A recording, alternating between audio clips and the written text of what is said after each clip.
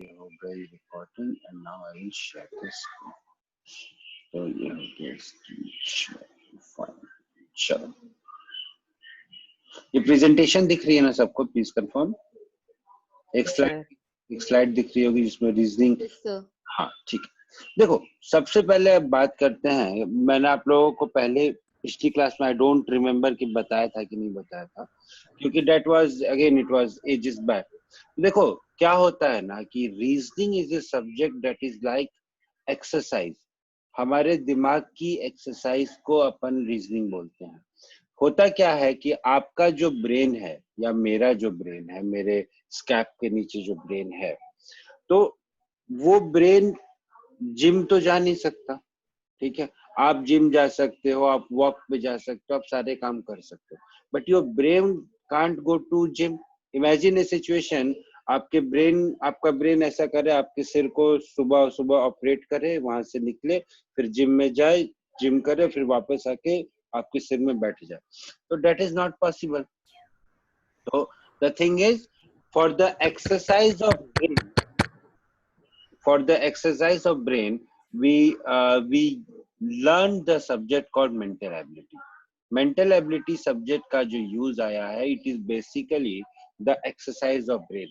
अब earlier क्या था, this subject was considered as a I mean इसको पढ़ाया नहीं जाता था, it was considered as a wastage. Teachers used to say that कि जो भी आपका है, जो भी आपका regular syllabus है वो पढ़ लो, that's it. This subject was considered to be a wastage, but what our educationalist, our researchers found that जो हमारा breed था, जो हमारी जो generation थी, वो subject wise तो they were very good, damn good, लेकिन उनका जो aptitude था, मतलब उनका एक different situation में react करने की जो आदत होती है, that was, वो जो है धीरे धीरे हैम्पर हो रहा था। इसीलिए उन लोगों ने क्या किया, इस सब्जेक्ट को हर लेवल के एग्जाम में इंट्रोड्यूस किया। अर्लियर जो एक एग्जाम होता है, गेट का एग्जाम होता है, जिससे आप आईआईटीज में एमटेक के लिए एडमिशन लेते हो, that exam is mainly preferred by those जिनको जो ग्रेजुएशन के लिए, आई मीन जो बीटेक के लिए किसी अच्छे कॉलेज से नहीं पढ़ पाए हैं, it is mainly preferred by those कि हम जो है at least will do our masters from IITs. Earlier, IITs didn't had this subject. This subject was introduced in GATE exam way back in 2011.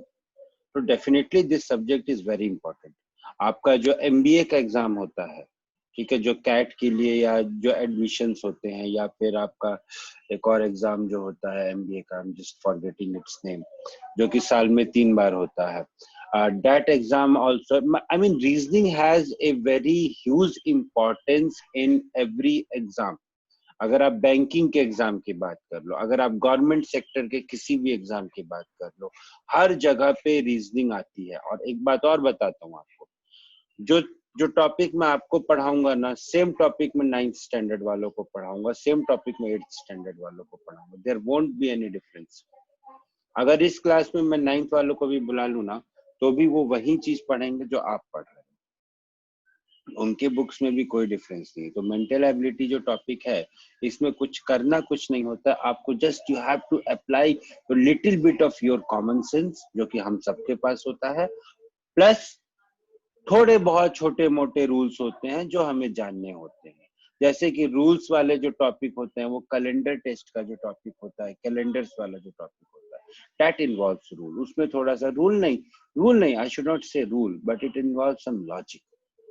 और बाकी क्या होता है, people used to sell the rule, people used to sell common sense by the name of tricks.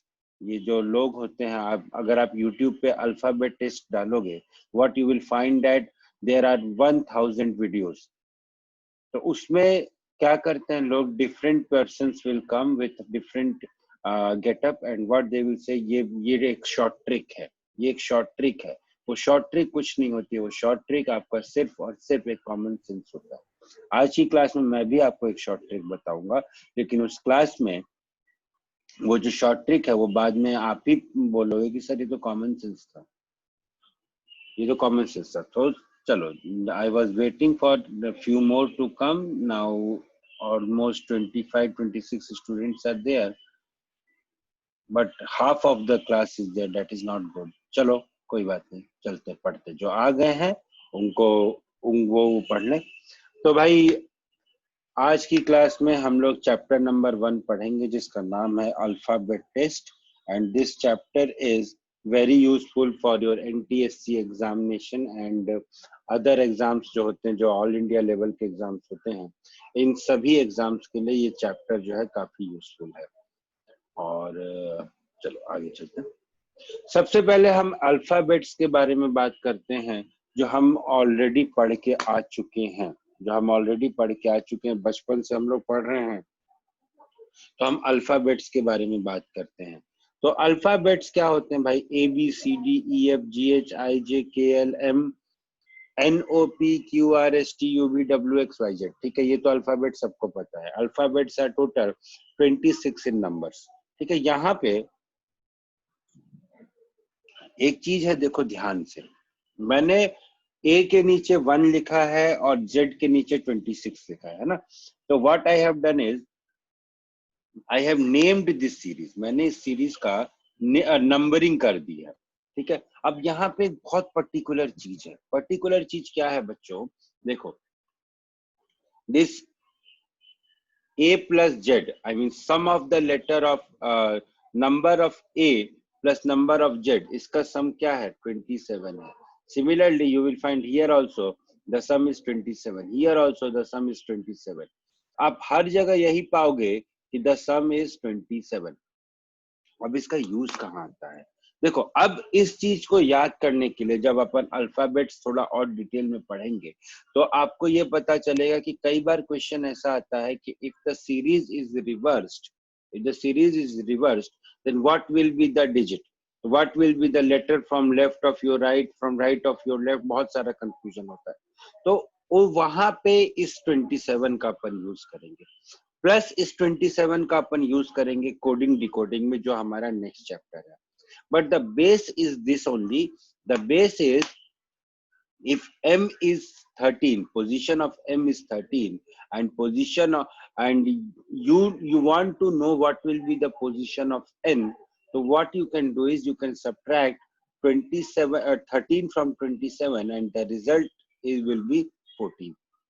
ठीक है, तो होता क्या है, कई बार आपको इस तरीके की कोडिंग दे देंगे कि यहाँ तो लिख देंगे ए बी सी डी, ठीक है, और उसके नीचे लिख देंगे जेड वाई एक्स डब्ल्यू। तो ए का इक्विवेलेंट लेटर जब सीरीज को अपन रिवर्स में लिख रहे हैं तो ए की पोजीशन पे क्या आ जाएगा? जेड आ जाएगा। इस तरीके की कोडिंग करते हैं लोग, and this is a very very very very favourite thing of our examiners. तो इस टाइप की कोडिंग करते, तो that we will deal in detail when we will deal with coding, right? For the time being, just remember that the sum of the letters, the sum of the numbers of letter is 27. और a के नीचे अगर आप alphabet series को reverse में लिखोगे तो what you will find that a के नीचे z आएगा, b के नीचे y आएगा, c के नीचे x आएगा, d के नीचे w आएगा, e के नीचे v, f के नीचे u, g के नीचे t, h के नीचे s, i के नीचे r, j के नीचे Q, K के नीचे P, L के नीचे O एंड M के नीचे N। इसको याद करने के बहुत अलग अलग तरीके होते हैं। मैं तो हालांकि मैंने किसी तरीके से याद नहीं किया था, मैंने इसका एक चार्ट बना के जहाँ पे मैं सोता हूँ वहां सामने रख लिया था, मैं डेली सुबह शाम देखता था, मुझे याद हो गया था। बट ठीक है, आज की reasoning is all about speed, तो आप इसको याद कर सकते हो। कैसे याद कर सकते हो? कुछ छोटे छोटे ट्रिक्स हैं, जैसे कि this is IR, Indian rupee, ठीक है, this will B KP, Kevin Pietersen. इस तरीके से चीजें लोग डिफरेंट पर्सन्स आर से different tricks. This is GT, grand trunk road, जो लोग यूपी के हैं क्लास में, जो लोग यूपी बिहार मतलब जो लोग नॉर्थ इंडिया के हैं, उन लोगों के लिए GT रोड काफी वो होगा, उन लोगों ने GT रोड का नाम कहीं ना कहीं जरूर सुना होगा। ठीक है, नेक्स्ट यू कैन, ए के नीचे जेड आता है, ये तो आप बोल ही सकते हो। ठीक है, इस तरीके से आपको कुछ चीजों को याद करना पड़ता है। ठीक है, कुछ चीजों को देखो बेटा याद करना पड़ेगा रीजनिंग में। रीजनिंग इज ए सब्जेक्ट जहाँ पे कुछ चीजों को याद करना पड़ता है। एक और चीज होती है ईजोटी। ईजोटी मीन्स ये पोजीशन ऑफ ई देखो, पोजीशन ऑफ जे देखो, पोजीशन ऑफ A देखो, पोजीशन ऑफ E देखो एंड पोजीशन ऑफ Y देखो. E is 5, E is 5, J is 10, O is 15, T is 20 and your Y is 25. ठीक है, तो अगर आपको ये याद है तो इसके आगे पीछे वाले लेटर्स को आप बता सकते हो कि क्या होगा. You can at least you can save your some of your seconds, you can say. This is your call, आपको ये कैसे याद करना है. ठीक है, this will be totally your call कि आपको ये कैसे याद करना है. चलें आगे बढ़े. किसी को कोई डाउट यहाँ तक तो प्लीज पूछ लो. किसी को कोई डाउट? No sir. ठीक, चलो नेक्स्ट इज अल्फाबेट टेस्ट. अब अल्फाबेट टेस्ट में पहला जो टॉपिक आता है दैट इज अल्फाबेटिकल ऑर्डर. अब इस अल्फाबेटिकल ऑर्डर में क्या करना होता है बच्चों कि आपको एक वर्ड दिया होगा, कोई भी वर्ड दिया होगा, ठीक है, उसको आपको डिक्शनरी में कहाँ पे वो वर्ड अपीयर होगा उस हिसाब से आपको उन वर्ड्स को अरेंज करना होगा. आइडिया इसमें यह है कि सबसे पहले ए आएगा, सबसे पहले ए आएगा, फिर बी आएगा, फिर सी आएगा, ए आएगा, फिर बी आएगा, फिर सी आएगा, जैसा कि अपन डिक्शनरी में करते हैं. पहले ए आएगा, फिर बी आएगा, फिर सी आएगा. इस तरीके से you are required to arrange the words as they will appear in the dictionary. ठीक है, तो ये है हमारा पहला टॉपिक अल्फाबेटिकल ऑर्डर का. अब इसके बेसिस पे कुछ क्वेश्चंस है, क्वेश्चन जल्दी से डिस्कस कर लेते हैं फिर आगे बढ़ते हैं, क्योंकि reasoning is all about questions. आपको क्वेश्चन कितना करोगे और कितना क्विकली आप क्वेश्चन करोगे, that should be your pace. You should not take more than 10 seconds to solve this question. Your time starts now.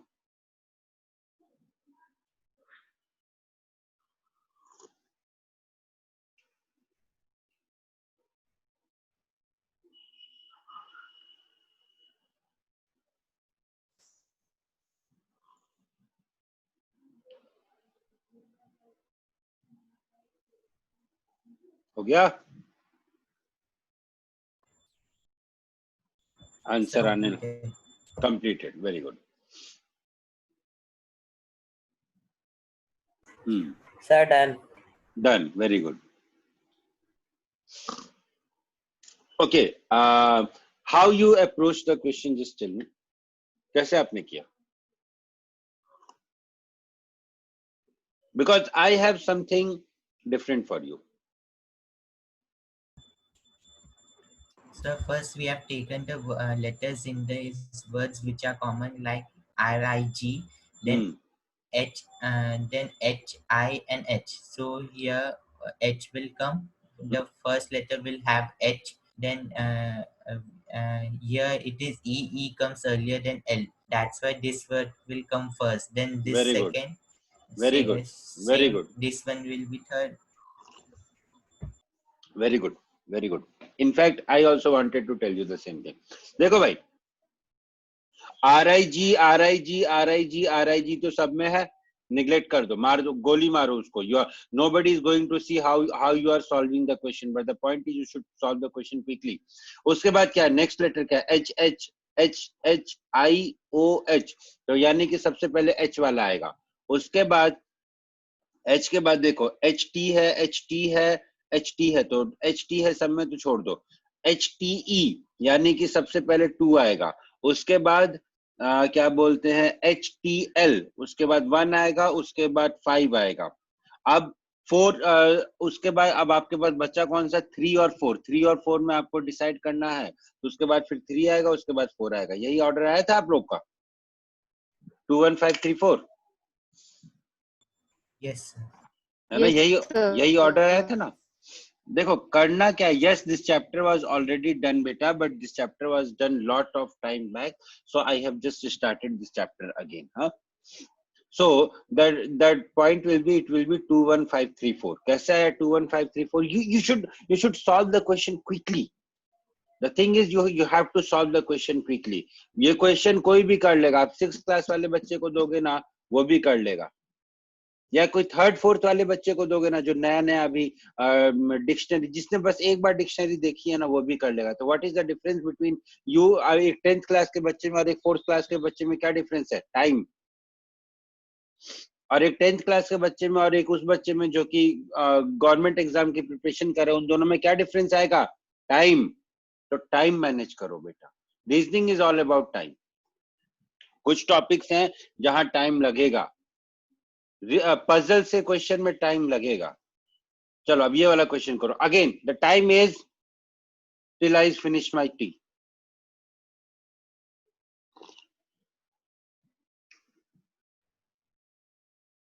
This is a simple question I guess, Yes, sir. है ना? Completed. Completed. We're Good. done. Good.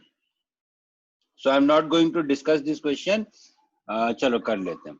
सबसे पहले as you can see that यहाँ पे S तो सब में है, उसके बाद क्या है? E है, तो सबसे पहले 3 will be there. Okay. Wait, हाँ wait. यहाँ पे सबसे पहले 3 आएगा, उसके बाद क्या आएगा? देखो, उसके बाद E के बाद क्या आता है? I, उसके बाद E के बाद I आएगा, लेकिन यहाँ पे I के 2 हैं, तो IG एंड IM। तो I will say सबसे पहले IG will come, फिर IM will come, और उसके बाद 2 will come। तो 3 1 4 2 will be the order। किसी का कोई डिफरेंट ऑर्डर तो नहीं है? 3 1 4 No, 2 sir. और No, sir. नहीं नहीं नहीं नहीं, somebody is saying 3 1 2 4, 3 1 2 4। बेटा 2 कैसे आएगा पहले? सर वो गलती से टाइपिंग में ओके जल्दी ओके करते okay okay, no no issue no issue no issue, ठीक है कोई बात नहीं। चलो चलो ये हो गया। अब नेक्स्ट थिंग आती है अल्फाबेटिकल क्विबल। अब एक सेकंड में, ओह गॉड फिर से बारिश। भाई देखो बारिश हो रही है, अगर लाइट कट जाएगी तो मैं कह नहीं सकता, क्लास हो सकता है बंद करनी पड़ेगी, तो you have to handle that. हाँ, next is alphabetical quibble. Now what is this alphabetical quibble? क्या है ये अल्फाबेटिकल क्विबल? बहुत ही यूनिक सा नेम, फैंसीफुल नेम है ना यहाँ पे, quibble. So quibble is nothing but एक आपके पास एक सीरीज दी होगी, ठीक है, एक सीरीज दी होगी, उस सीरीज में कुछ मॉडिफिकेशंस करेंगे ये लोग, ठीक है। क्या मॉडिफिकेशन करेंगे? आपको बोलने हैं कि if the series is written in left, I mean if the series is written in reverse order, तो आपको बताओ कि which letter would be the fourth letter from left of you or from right of you। इस तरीके से कुछ modifications करेंगे। आपको उन modifications को पढ़ना है, और उन modifications को पढ़ने के बाद आपका जो क्वेश्चन आएगा उसको आपको सॉल्व करना है, ठीक है।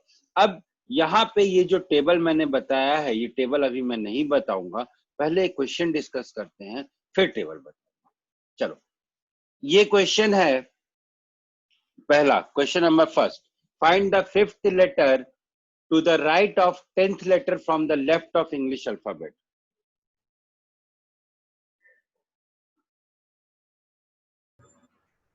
So completed. ओके That हो गया. Okay very good. बताओ क्या आंसर आया? O. ओ आया आंसर, E. ई। ओके चलो देखते हैं। O.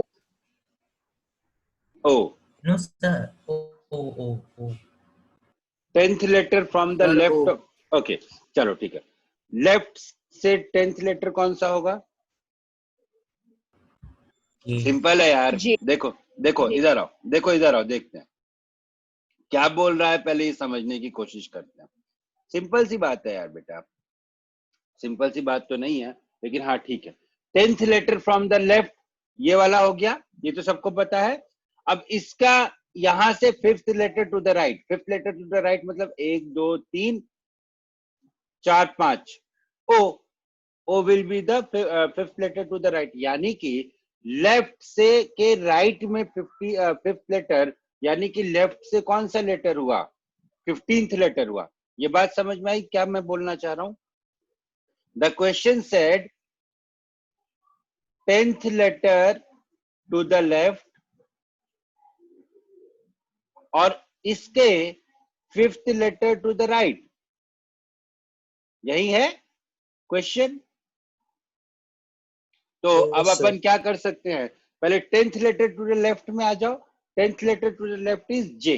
अब यहां से अब इसमें जे के पास खड़ा हूं आके, ठीक है. My position is at this J. अब यहां से मेरे को बोल रहा है कि राइट में 5 लेटर और चले जाओ. तो राइट में 5 लेटर कौन सा हो गया, ओ. दैट मीन्स मैं लेफ्ट से कौन से लेटर पे आया, 15th लेटर पे आया ना. मैं स्टार्टिंग से 15th लेटर पे आया. तो इसीलिए आपका जो आंसर आया था वो ओ आया था. अब यहाँ पे देखो एक छोटी सी चीज है जिसको लोग ट्रिक बना के बोलते हैं. देखो पहला था यहाँ पे लेफ्ट, यहाँ पे पहले लेफ्ट बोला फिर राइट बोला. तो इसीलिए हमने क्या किया, दोनों पोजीशंस को हमने ऐड कर दिया और फाइनली हमने लेफ्ट वाला लेटर निकाल दिया. फाइनली हमने लेफ्ट वाला लेटर निकाल दिया और दोनों पोजीशंस को ऐड कर दिया. इस बात को, ये बात समझ में आई जो मैंने बोला भी. Yes, sir. आपको करना क्या है, आप क्वेश्चन देखो, और क्वेश्चन में देखो ये बोल क्या रहा है. Letter to the right, letter to the left. यहाँ पे लेफ्ट है, यहाँ पे राइट है, यानी कि पोजीशंस दोनों की अलग अलग है. अगर आप लेफ्ट को पॉजिटिव से डिनोट करते हो और राइट को अगर आप निगेटिव से डिनोट करते हो, so this is positive, this is negative. तो finally you have to add. आपको ऐड करके, और यहाँ पे जो लास्ट में जो वर्ड लिखा हुआ है, ऐड करके आपको लेफ्ट से जो भी रिजल्ट आएगा, मान लो जैसे ये 5th letter to the right था, ये 5 हो गया और ये क्या था, ये 10 था. तो आप दोनों के मैग्नीट्यूड को ऐड करो. 10 + 5 की वैल्यू कितनी आती है, 15 आती है. तो आपको 15th letter from the last word, यहाँ पे क्वेश्चन में क्या है, लेफ्ट है, तो 15th letter from the left निकालना है. ठीक है. This is called a trick. ये ट्रिक मैंने गूगल किया तो मुझे पता चला. Otherwise I used to solve the question the way you guys have done. मैं वैसे ही क्वेश्चन सॉल्व करता था विजुअलाइज करके. लेकिन आपकी क्लास को बनाने के लिए, ये पीपीटी बनाने के लिए मैंने थोड़ा गूगल किया तो मुझे ये पता चला, तो मुझे अच्छा लगा. That is why I bought this concept for you. फिर से देखो कहना क्या चाहते हैं, अगर लेफ्ट है तो माइनस हो जाएगा, राइट है तो माइनस हो जाएगा, लेफ्ट राइट है तो प्लस हो जाएगा, और राइट लेफ्ट है तो प्लस हो जाएगा. क्या प्लस माइनस होगा, मैग्नीट्यूड. ये मतलब जो पोजीशन है वो ऐड हो जाएगी या पोजीशन सब्ट्रैक्ट हो जाएगी. ये बाकी ये दोनों क्वेश्चंस करो, फिर बात करते हैं आगे. Try to solve this question by visualization only. Don't follow these tricks. Sir, हो गया. हो गया. वेरी गुड यार, Yes, very sir. Good. What is your good name? Arunav Samir. Aruna Samir. Very good बेटा, वेरी गुड. नहीं, और लेटर और लोगों ने भी आंसर दिए हैं. पता नहीं क्या. चलो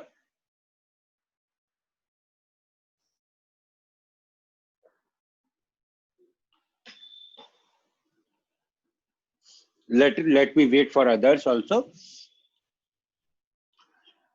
बेटा आप मैथ्स की क्लास, अरुणा आप मैथ्स की क्लास में नहीं रहते हो क्या? I have never Sir, heard रहता यू, हूँ sir. I have never heard you speaking in maths class. Sir आपने मुझे एक दिन बोला भी था कि आप मेरे को नोबेल प्राइज देंगे. ओके अच्छा. यार देखो मेरे को ये सारी चीजें याद नहीं आती हैं, आप मेरे को याद दिला दिया करो. या तो फिर मेरे को रिकॉर्डिंग सुननी पड़ेगी, और खुद की रिकॉर्डिंग खुद सुनना ना, वो बहुत खराब लगता है यार. मैं तो नहीं सुनता हूँ. आप लोगों को जरूरत पड़े तो आप लोग सुन लिया करो, मैं तो नहीं सुनता हूँ. चलो. बट यस, अगर बोला है नोबेल प्राइज दूंगा तो कुछ किसी ना किसी अच्छी काम के लिए बोला होगा. क्या काम किया था ये भी याद दिला दो यार. गलत आंसर दिया था. अच्छा, गलत आंसर दिया था. ठीक है, ठीक है, कोई बात नहीं. बट आज तुम अच्छे जल्दी आंसर्स दे रहे हो तो definitely will give you Nobel prize. चलो Arnav, you only explain me how you will solve this question number 2.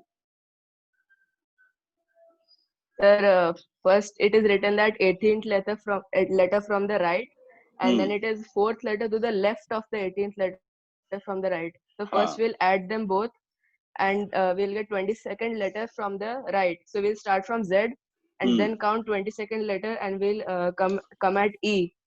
you will start from Z and then you will start. नहीं, Sir, हाँ, Z से start करके 20 instead we second. can do sir बोलो. instead we 27 can do minus 22 को 22. हम ए से भी चालू कर सकते हैं. हाँ, 27 minus 22 कर दो और उसके बाद you will get the fifth letter.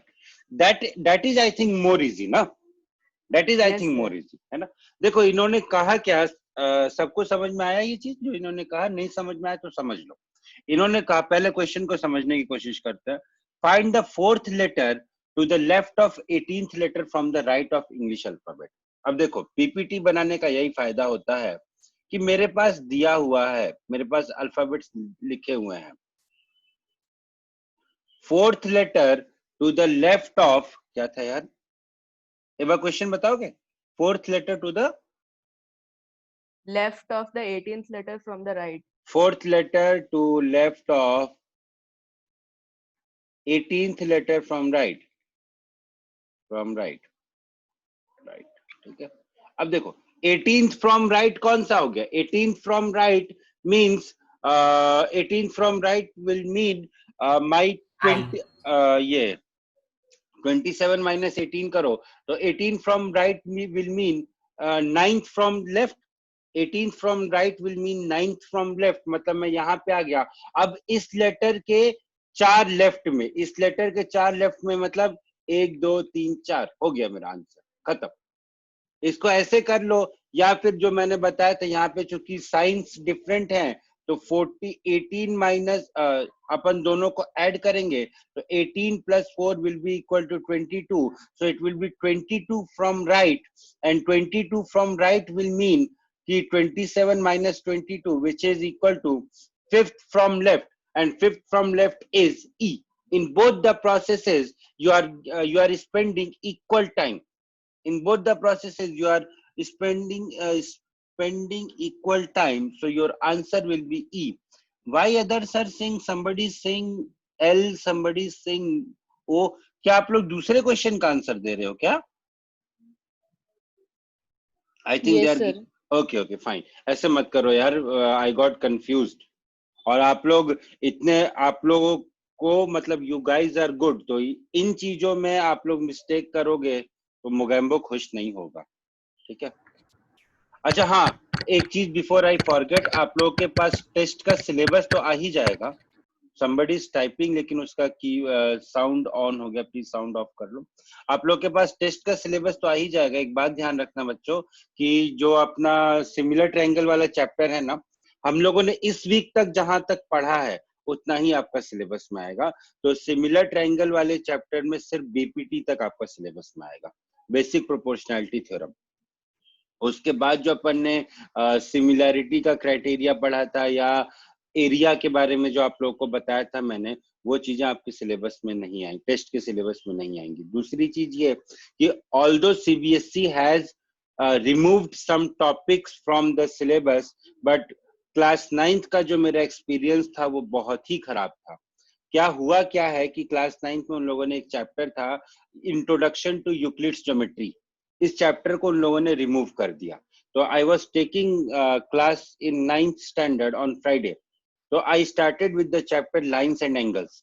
हुआ क्या, ये चैप्टर उनको बिल्कुल भी समझ में नहीं आया. For the full 1 hour I kept on speaking and speaking.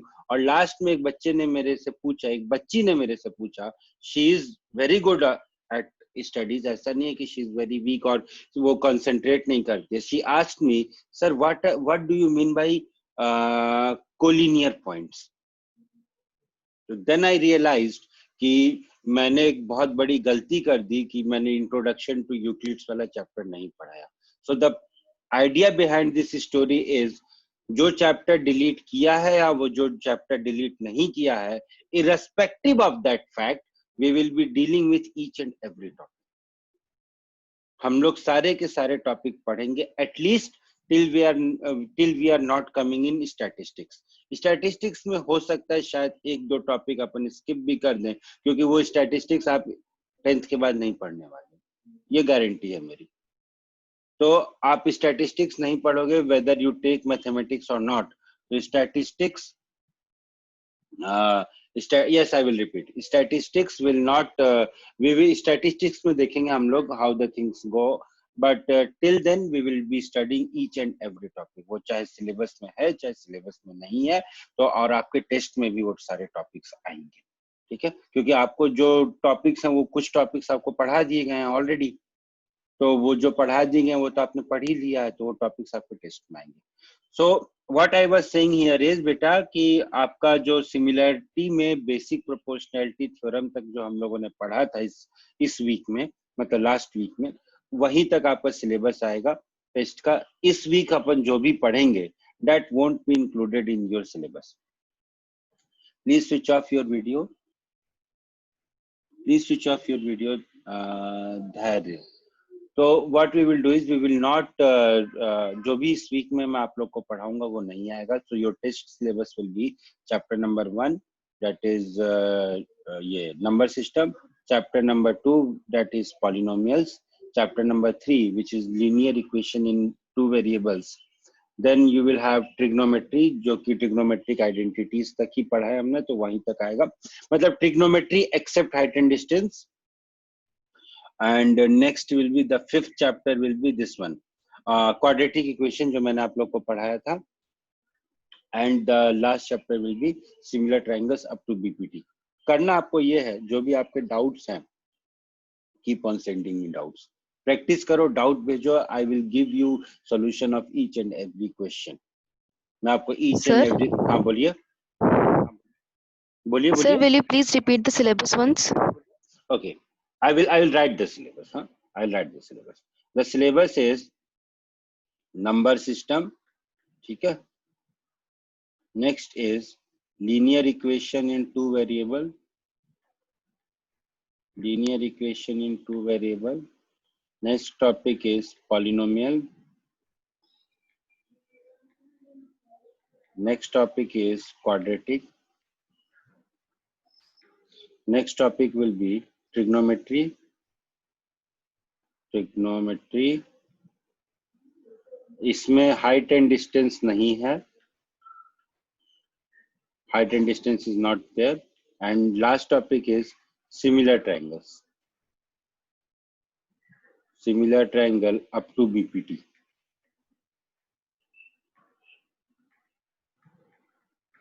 ठीक है? अगर आपने लिख लिया हो तो आगे बढ़े. In trigonometry in syllabus, sir, at what date test will be conducted? Yes, trigonometry is in syllabus. और टेस्ट मोस्ट प्रोबेबली आप लोग का 19th को कंडक्ट होगा. शायद मैसेज आया होगा आप लोग के पास ग्रुप में, लोकेश सर ने मैसेज किया होगा. तो सिलेबस मैं आप लोग को बता देता हूँ, सिलेबस सर भेज ही देंगे, बट सिलेबस आप लोग का यही है, ठीक है? I wanted to discuss about this in the class also, but somehow I just it skipped from my mind. तो आज क्लास है तो आज अपन ने डिस्कस कर लिया. ठीक है, हो गया? सबने नोट कर लिया सिलेबस? सबने नोट कर लिया? ठीक, ओके. नो, चलो आगे बढ़ते हैं. एंड अब मैं इसको रब कर रहा हूँ, हाँ, because otherwise it won't be, I won't be able to see the question. चलो क्वेश्चन, लास्ट क्वेश्चन, हाँ, इसको डिस्कस करते हैं. चलो. If the alphabet series is written in reverse order, then which of the following will be 7th letter to the left of 18th letter from your right? ध्यान से सोच के करना क्वेश्चन. Sir, done. सर हो गया. Sir, done. क्या है answer आया बेटा? ओ. O. O means O is 15th. हाँ, O is 15th. मेरे को भी सोचने दो यार. इधर series is written in reverse order. Fine. तो which of the following will be 7th letter to the left and 8th letter from your right? तो ये तो हो गया, दोनों का सम हो गया 15. तो 15th letter from your right and 15th letter from your right will be, कैसे यार, वो कैसे आ रहा है? सर रिवर्स ऑर्डर है ना? हाँ, तो रिवर्स ऑर्डर है तो आप जेड से स्टार्ट करोगे. रिवर्स ऑर्डर है, डेट मींस अब. हाँ Sir, we will start from A. ए से क्यों होगा? If the series is written in reverse order, यानी कि आपकी सीरीज कैसे होगी? जेड से स्टार्ट होगी ना. जेड. हाँ Sir, but it's written from your right. 8th letter from your right. Okay, very good, very good. 8th letter from your right, ठीक है, यानी कि 8th letter from your right, that means इधर से आप वैसे ही कर लो, 8th letter from your right, that means it will be H. 8th letter from your right will be H, और यहाँ Yes, से sir. 7th letter to the left of H, तो H से 7 और आगे चले जाओ, तो H plus 7 will be equal to 15, which will be equal to O. क्या यार तुम लोग कंफ्यूज नहीं होते हो? कितनी मुश्किल सर से एक मैं और चीज कर सकते हैं, हाँ बोलो। सर राइट को लेफ्ट कर सकते हैं, लेफ्ट को राइट कर सकते हैं। राइट को लेफ्ट कर सकते हो, लेफ्ट को राइट कर सकते हो, एकदम कर सकते हो, एकदम कर सकते हो। यार तुम लोग कंफ्यूज नहीं होते हो, गलत बात है यार। मैं अगली बार से जो है, और अगली बार से मैं टफ क्वेश्चंस लेकर आऊंगा। I wanted to confuse you all, क्योंकि ये मेरे कलेक्शन का शायद सबसे अच्छा क्वेश्चन था, तो मैं आप लोगों को कंफ्यूज करना चाहता था, but yes I am very happy with all of you. और अगर मेरे बस में होता तो मैं आप लोग को जरूर आज कुछ ना कुछ अवार्ड देता।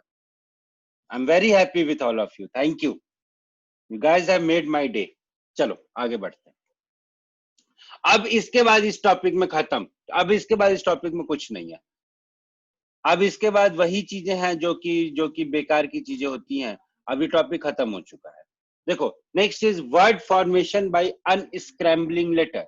अनस्क्रैम्बलिंग लेटर्स मतलब आपको जो लेटर्स मिलेंगे वो कुछ इस तरीके से मिलेंगे कि आजू बाजू अजीब तरीके से लिखे होंगे। आपको करना क्या है, what you have to do is you have to make a meaningful word by rearrangement.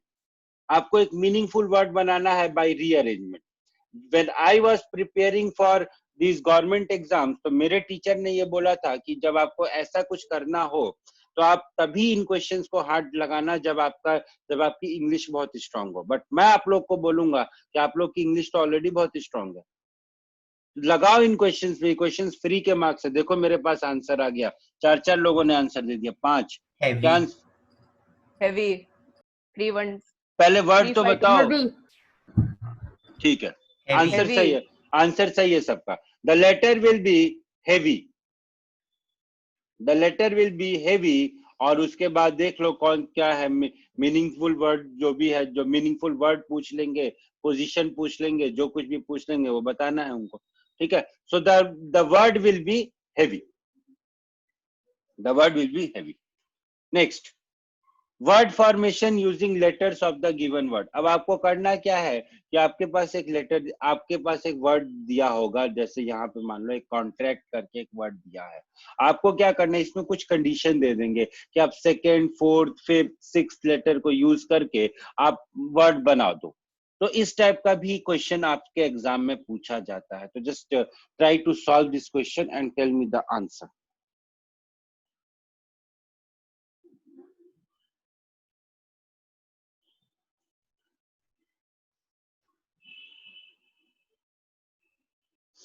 Good, getting the answers.